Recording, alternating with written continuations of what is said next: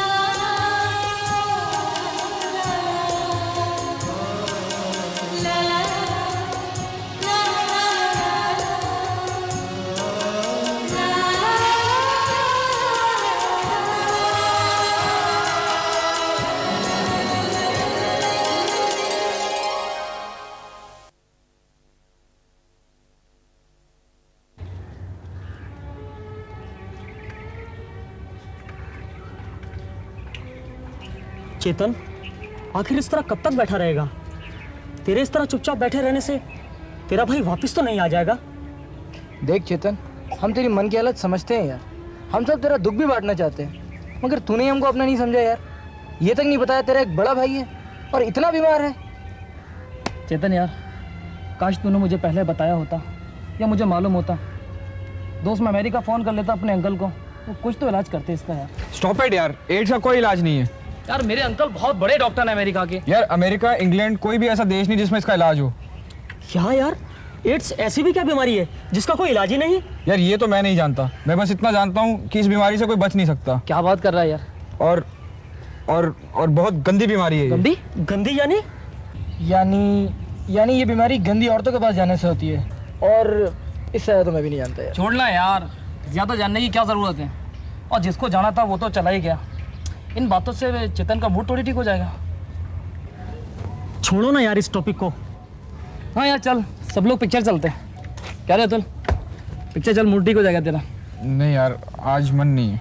Come on darling, चलना यार। देखो भाइयों, मैंने आज तक पिक्चर नहीं दिखाई, इसलिए आज की पिक्चर मेरी तरफ से, ओके? नहीं आज नहीं यार, प्लीज चलना यार। तो वो पहली बार तो फिल्म दिखा रहा है हम लोगों को, उसके बाद भी तू मना कर रहा है। प्लीज यार। क्या बात है विकास, तू बड़ा परेशान लग रहा है यार। नहीं यार, परेशानी की कोई बात नहीं है। बात दरअसल ये है कि मैं आज तुम लोगों के साथ पिक्चर देखने नहीं जा पाऊंगा। क्या रे, क्यों नहीं जाएगा? यार मुझे जरा घर पे कुछ काम है। चल, आज साला पिक्चर देखने नहीं जाएगा हमारे साथ? ऐसा कौन सा काम आ गया तेरे को? यार दरअसल बात यह है कि सुरेश अंकल अपनी फैमिली के साथ घर पर आ रहे हैं, और लास्ट टाइम भी जब वो आए ना तो मैं घर पर नहीं था। प्लीज़ यार, हैं, have a nice day. Okay, हैं, मिलते हैं फिर। ठीक। साला इसका नाटक कमाल है यार, इसने आज तक तो ऐसा कभी नहीं किया। जरूर कुछ गड़बड़ है यार। गड़बड़ तो मुझे भी लग रही कुछ। क्या करें? फॉरगेट इट यार, छोड़। चल हम लोग कॉफ़ी पीते यार। चल कॉफी पीते।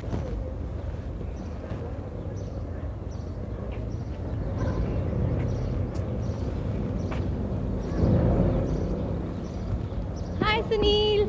ओह हाय नमिता, क्या हाल है? आज बड़ी हिम्मत की तुमने। डर नहीं लगा? घर पे डांट पड़ी तो? हाँ, पढ़ने दो। बड़ी निडर हो गई हो। जब ऐसी रोक टोक होती रहेंगी तो निडर तो बनना ही पड़ेगा ना। वैसे पता है, मम्मी मुझे निडर नहीं बेशर्म कहती हैं। चलो कोई नहीं, आओ उधर चलते हैं।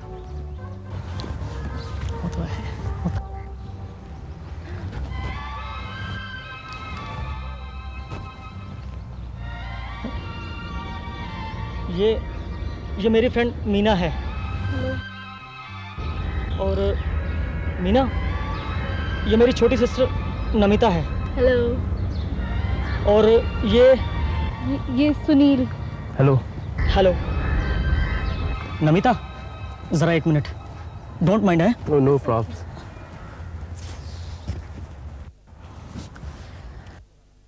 देख नमिता, घर में किसी को कुछ मत बताना, मम्मी को भी नहीं बताना, मैं भी नहीं बताऊंगा। प्रॉमिस? प्रॉमिस। ठीक है, चले। Bye. Bye. Okay, bye bye. क्या बात हुई?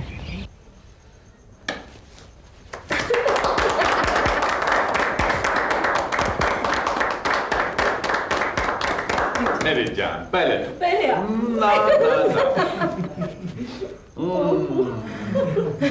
भाई शादी की 20वीं सालगिरह की बहुत बहुत मुबारक हो तुम दोनों को। अरे पहले मुबारकबाद तो पूर्णिमा को दो, जिसने 20 साल तक मुझे झेला। तुम्हारा जीवन ऐसे ही खुशियों से भरा रहे। अब इसकी क्या जरूरत थी? कोई पार्टी तो है नहीं, सभी घर के लोग तो हैं। अरे भाई तोहफे क्या पार्टियों में दिए जाते हैं क्या? पापा खोल के तो देखो इसमें है क्या। चल तू ही खोल लेना। ना भाई ये फोन है। क्यों? तोहफा जिसका है वही खोलेगा। हाँ, पूर्णिमा जरूर साथ दे सकती है। क्योंकि बाय द वे आज इसकी भी शादी की सालगिरह है। क्यों पूर्णिमा? मम्मी डैडी, इसे आप दोनों ही खोलिए। अच्छा चलो भाई, ठीक है खोलते हैं।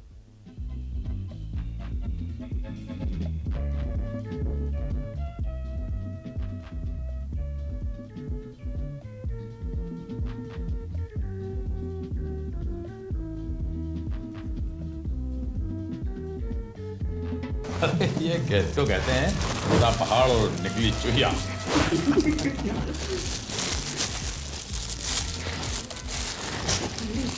ओह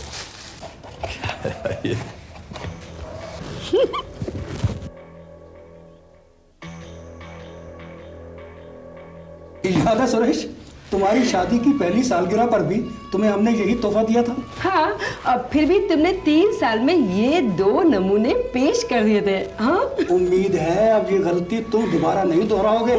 यार सुरेश, ये तुम कम से कम बच्चों को सामने तो ऐसी बातें मत करो। अरे अब ये बच्चे कहाँ हैं? ये सब समझते हैं। अखबारों में, टीवी पर, दीवारों पर इनके इश्तहार देखते हैं, रेडियो पर सुनते हैं, बहुत कुछ समझते हैं ये सब। प्लीज प्लीज सुरेश यार। विकास तुम जाओ, बच्चों को अपना कमरा दिखाओ। जी पापा। नीरज, सीमा, चलो।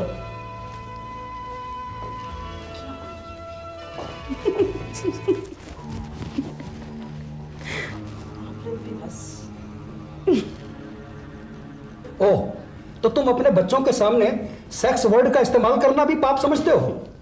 भाई हमने तो कई साल पहले ही अपने बच्चों को सेक्स के बारे में बता समझा दिया था। तुमने खुद बताया था? हाँ बिल्कुल।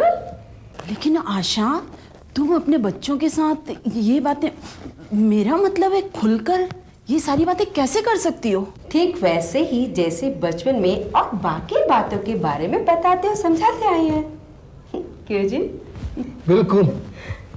देखो भाई नवीन, मेरे ख्याल से तो बच्चों के समझदार होते ही हमें खुद उनको ये सारी जानकारी दे देनी चाहिए। पर मेरे ख्याल से तो इसकी कोई जरूरत नहीं, मौका आने पर अपने आप समझ जाते हैं। अब हमें किसने समझाया था भला? बिल्कुल ठीक बात है, मैं भी यही मानता हूँ। अरे यार, समय से पहले सेक्स के बारे में बच्चों को समझाना कोई अच्छी बात है। कोई गलत काम कर बैठे तो? तुम तो यार बिल्कुल उल्टी बात कर रहे हो। जानते हो, जो बात हमसे सबसे ज्यादा छुपाई जाती है उसी को जानने की उत्सुकता हमारे मन में सबसे ज्यादा रहती है, और उसी की वजह से गलतियां होने के चांसेस भी रहते हैं। क्यों आशा? बिल्कुल ठीक। इसीलिए अक्सर बच्चे सेक्स के बारे में छिप छिप कर उल्टी सीधी किताबें पढ़ते हैं और किसी भी तरह इसकी जानकारी हासिल करना चाहते हैं। नतीजा ये होता है कि उनको सेक्स के बारे में जानकारी अधूरी और गलत मिलती है, और वो इन बातों को गंदा और अश्लील समझकर माँ बाप से छिप छिप कर। तुम्हारा मतलब यह है कि नीरज और सीमा तुम लोगों के सामने खुलकर सेक्स के बारे में बात करते हैं और तुम्हें बुरा नहीं लगता? नहीं। और बच्चों को भी शर्म नहीं आती? ओफो पूर्णिमा, कोई भी जानकारी देने में या पाने में शर्म कैसे? हमें दोनों वैसे भी कोएड स्कूल में पढ़ते हैं, उनके दोस्तों में लड़के भी हैं लड़कियां भी हैं। बिल्कुल। क्यों जी? नहीं नहीं, मुझे तो लड़कियों का लड़कों के साथ दोस्ती रखना बिल्कुल भी पसंद नहीं। हमारी नमिता की सहेलियां अलग हैं और विकास के दोस्त अपने अलग। हाँ अच्छा, बिल्कुल। सचमुच? और क्या? देख पूर्णिमा, मुझे ये बता, लड़के और लड़कियों की दोस्ती में तुझे क्या बुराई नजर आती है? ओफो आशा, अब तुझे कैसे समझाऊं? आग और पेट्रोल को पास पास रखोगी तो नतीजा क्या होगा भला? ओफो पूर्णिमा, ते तो सारी बातें बस दकियानुसी हैं, यही ना? हाँ भाई, हम दकियानुसी ही भले, मॉडर्न बनना है तो तुम ही बनो। अच्छा भाई, तुम जीते हम हारे, चलो आप खाना खाते हैं। हाँ हाँ चलिए, मैं खाना लगाती और हूँ। नवीन, खाने के बाद बाजी होगी। चलिए चलिए। खैर पूर्णा, मैं भी आती हूँ। हाँ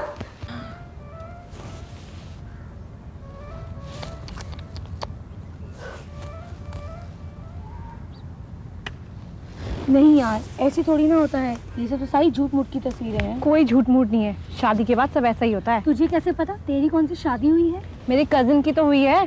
वो अपनी सहेली को अपनी सुहागरात की सारी बातें बता रही थी तेरे सामने। हाय, उसे शर्म भी नहीं आई? अरे उन्हें लगा मैं सो रही थी, लेकिन मैं चुपचाप उनकी सारी बातें सुन रही थी। क्या उन्होंने ये भी बताया कि प्रेग्नेंट कैसे होते हैं? ये तो मुझे भी पता है। तुझे? हाँ, तुम लोग सब मुझे बेबी समझती हो। अच्छा तो बता फिर। चल बेवकूफ, ऐसे थोड़ी ना होता है, कुछ और ही चक्कर होता होगा, शायद इस किताब की तरह। इस किताब की तरह? छी। हमें किसी से पूछना चाहिए। पर पूछे किससे? यही तो प्रॉब्लम है, ऐसी बातें कोई बताता भी नहीं और शर्म भी तो आती है ना। फिर हम बेचारे क्या करें? इस प्रॉब्लम का तो एक ही हल है। वो क्या? शादी करा लो, सब पता चल जाएगा। चल। घंटी बज गई है। क्या रे, तू इतना डरता क्यों है? अबे डरपोक मत बन, डरपोक। साले मर्द का बच्चा बन, मर्द का बच्चा, मेरी तरह। नहीं यार, डरता नहीं हूँ, बस बस बस बस। अबे इतना नर्वस मत हो। शुरू में सबके साथ ऐसा होता है, बाद में सब ठीक हो जाएगा। पर वो आएगी कब? अबे आएंगी, सबर रख कबूतर। देख यार, अतुल को नहीं बताना। तू उस महात्मा से इतना डरता क्यों है यार? क्या अतुल को मत बताना? नहीं यार, डरता नहीं हूँ, लेकिन यार अतुल की बात हमेशा सच हो जाती है। और यार फिर हमने वैसे भी कसम तो खाई है कि हम कोई भी काम अकेले नहीं करेंगे। फिर यार आज कसम क्यों तोड़ें? अबे तुम्हें खाने को कुछ और नहीं मिला जो कसम खाई है? अच्छा ठीक है यार, नहीं बताऊंगा, प्रॉमिस। वैसे तो यार चेतन को भी नहीं बताना। अब साला चेतन बीच में आ गया। क्या रे, तू सबसे डरता है यार? क्यों भाई, क्या नहीं बताना चेतन को? शैतान को याद करे, शैतान हाजिर। और वैसे तो आज संडे है, तुम लोग क्या कर रहे हो? संडे को तो मिलते नहीं है। और रॉबर्ट, तुम क्या चक्कर है? यार बस by chance he. By chance? Robert, तुम तो बाई चांस किसी से नहीं मिलते। लगता है तुम किसी का इंतजार कर रहे हो। हाँ, हम बेला और रोजी का इंतजार कर रहे हैं। तो बेला, रोजी, गिरीश, ये बेला रोजी कौन है? यार मैं तो जानता नहीं, फर्स्ट टाइम मिल रहा हूँ। मैं भी नहीं जानता। अच्छा समझा, बेला और रोजी कॉल गर्ल्स है। क्यों? हाँ, सो व्हाट? तू आदमी है गंदी नाली का कीड़ा। तूने मेरे भाई को ऐसी लड़कियों से मिलवाया था और उसे एड्स हो गया, वो मर गया। तू जानता है एड्स से मौत हो जाती है, और तुम इनके पीछे पड़ गए। खबरदार जो है नजर आया तो भाग जा ऐसे, वरना पुलिस को बुला लूंगा। जी तो मैं बाद में देख लूंगा। चल चलो निकलो यहाँ से, अगली बार से मिलना मत। चेतन सॉरी यार। चेतन यार प्लीज, मैं माफ कर दे प्लीज यार, मुझे अकेला छोड़ दो। फॉरगिव मी यार।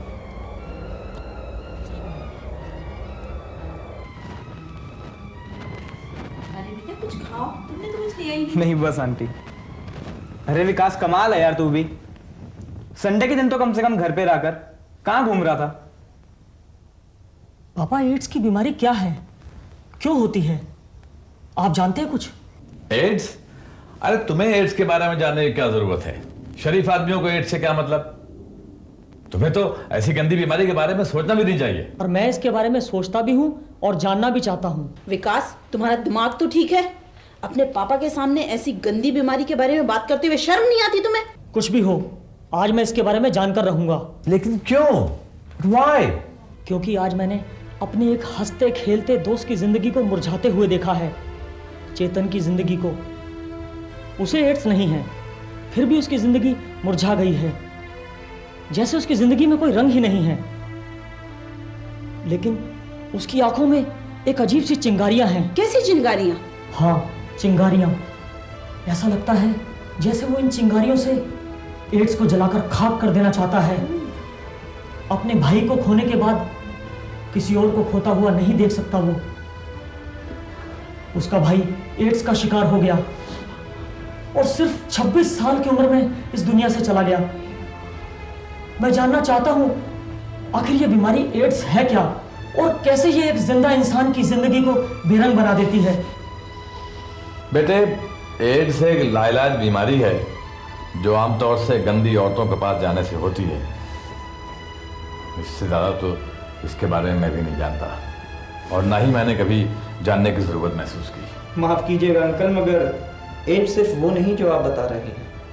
तो तुम एड्स के बारे में मुझसे ज्यादा जानते हो? मैं सिर्फ जानता ही नहीं बल्कि एड्स के रोगियों के साथ रहता हूँ, उनके साथ हंसता हूँ, खेलता हूँ, उनके दुख सुख बांटता हूँ और उनकी देखभाल भी करता हूँ। ये जानते हुए कि एड्स छूत की बीमारी है? नहीं आंटी, ये उस तरह की छूत की बीमारी नहीं है जिस तरह की आप समझ रही हैं। बस बस रहने दो, ना मैं समझ रही हूँ ना ही समझना चाहती हूँ। पर मैं समझना चाहता हूँ। नीरज, तुम मुझे बताओ। मैं समझ सकता हूँ कि इस वक्त तुम्हारे दिमाग में किस तरह की हलचल मच रही है, मगर इस दुनिया में चेतन जैसे कई लोग हैं जो अपने आप को एड्स के सामने बेबस पाते हैं और अपने सगे संबंधियों की मौत को देखकर उनका दिमाग बौखला सा जाता है। तो अपने किए की सजा तो भुगतेंगे ही ना। जो लोग बाजारू औरतों के पास जाएंगे उन्हें ऐसी गंदी बीमारी तो लगेगी ही। एग्जैक्टली आंटी, आप बिल्कुल ठीक कह रही हैं। एड्स का सीधा सीधा संबंध सेक्स से है और किसी अनजान स्त्री या पुरुष के साथ संबंध रखना ठीक नहीं। ऐसी छोटी छोटी सावधानियों को बरतने से हम एड्स को रोक सकते हैं। तो ये तो बिल्कुल एक आसान और सिंपल सा मसला है, इसे फिर इतना तूल देने की क्या जरूरत है? जरूरत है अंकल, बिल्कुल जरूरत है, क्योंकि आजकल की नौजवान पीढ़ी सेक्स के बारे में जानने के लिए बहुत उत्सुक रहती है और हम उनकी इस उत्सुकता को बुरी और अश्लील बताकर दबा देते हैं और इसका नतीजा ये होता है कि वो बुरी या अश्लील किताबों के सहारे या छुप छुप कर या फिर किसी की बुरी संगति में पढ़कर सेक्स की जानकारी लेते हैं। और ऐसे मौकों पर बाजारू औरतें तो बड़ी आसानी से मिलती हैं जिनके जरिए उनको एड्स हो जाता है। अरे नीरज भैया, आप कब आए? मैं तो अभी आया था। आओ बैठो। नहीं नहीं, तुम अंदर चलो। नहीं मम्मी, इसे भी सुनने दीजिए। लड़कियों के मन में भी वही ख्याल, वही बातें आती हैं जो लड़कों के मन में आती हैं। क्यों नमिता, मैं ठीक कह रहा हूं ना?